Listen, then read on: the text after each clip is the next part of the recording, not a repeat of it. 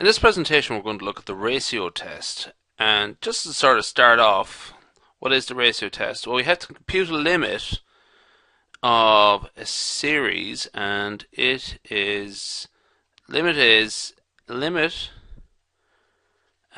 n goes to infinity of the absolute value of an plus 1. We'll see what this is very shortly, divided by an.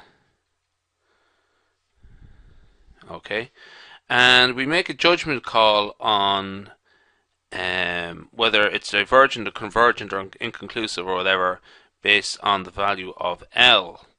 So let's look at our expression here. The hyperbolic cosine, cosh x, is a function defined by the series. Here it is. And there we have, this is the series, an, there, from n equals 0 to plus infinity. Okay, what we have to do here first off is evaluate an plus 1. Let's do that.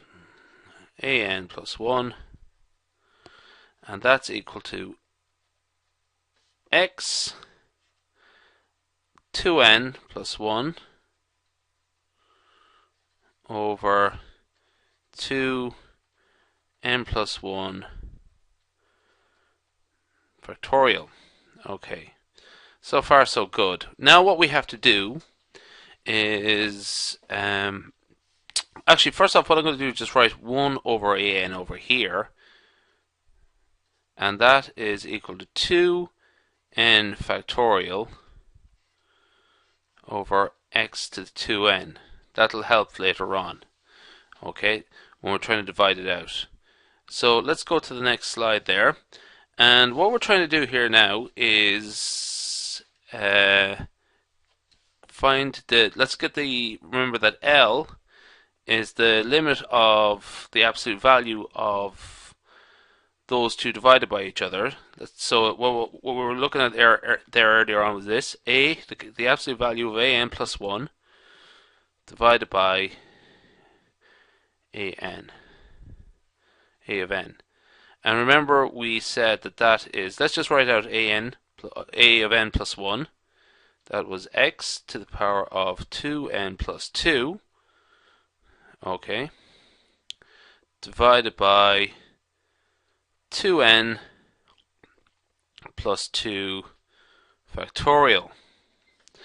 And remember, we computed out 1 divided by a of n.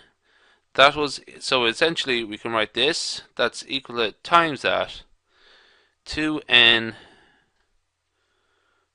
factorial all over x to the 2n. Essentially what I've done here is an plus 1 times 1 over a of n. And we're going to get the absolute value of that. Just to sort of be clear about what I'm doing, it just makes it easier to read on the page. So this is a of n plus 1 here, and this is 1 over an. And we multiply them out, we get this here. That's what I'm doing here. What I'm going to do now is try and divide this out. So we have x of 2n plus 2, okay, and that is divided. We can cancel that out with x to the power of 2n. So what we're left with there is x squared. So we just cancel out the 2n, and what we're left with is x squared. If you're just wondering what sort of jump I made there, x to the power of 2n plus 2 is equal to x to 2n times x squared. So essentially what we've done is cancelled out that bit when we cancel out that bit there. Okay, so we have x squared. Okay, now what we have to do is cancel out the bottom bit. So we have 2n plus 2 factorial.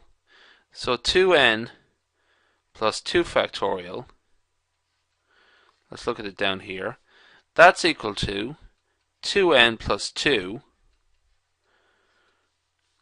by 2n plus 1 by 2n. Now we can stop it here and say that's 2n factorial. Here, we can actually expand it out that far. Just as we can say that 5 factorial equals 5 by 4 by 3 factorial, we can say this down here. Okay, so I just noticed that we have 2n factorial as part of this expression. So essentially what we could do is cancel this out and this out, and we would have, I'm just going to scrub out all this extra stuff I put in. We can cancel those two out, leaving, so we can cancel that out, oops, we can cancel this out and this out, and what we would be left with is 2n plus 2 times 2n plus 1. Okay. Now, we're getting the absolute value of that. So that's a bit of cancellation work, but essentially these two expressions are essentially equivalent. This we have the answer to that. Now, we're asked for the limit of that as n goes to infinity. That's L. So L is the limit as n goes to infinity of a of n plus 1 divided by a of n, and we found that out to be equal to the limit of n goes to infinity of x squared over 2n plus 2 times 2n plus 1.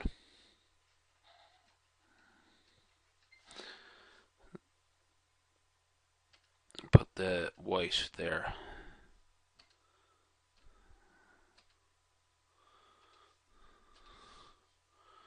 Sorry, I just caught myself out doing something I don't like.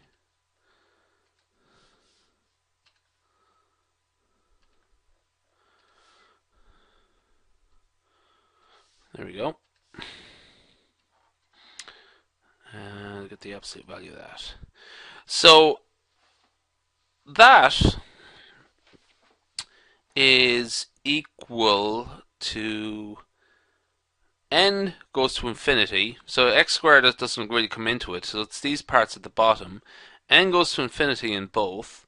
So essentially this whole thing, the limit of that is equal to 0. Okay, because we have 1 divided by infinity times infinity as n goes to infinity, or something divided by infinity times infinity, and the limit of that is 0. So L is evaluated here at 0. And how do we interpret L? Well, is L positive, is it negative, or is it equal to 0? Sorry, just keep an eye on the time. Sorry, not negative or positive. Is it less than or equal to 1? Or less than 1, greater than 1, or equal to 1. L is less than 1, it's convergent. L is greater than 1, it's divergent. In this case, L is less than 1, so we would say that L is convergent. So the question is, use the ratio test to show that this is convergent. Well, we've shown that the limit is 0, so it's convergent. Okay, so that ends this presentation. Now, just as a sort of remark, a bit of work on limits helped out here. Okay, so I'm trying to get this in 10 minutes, just about.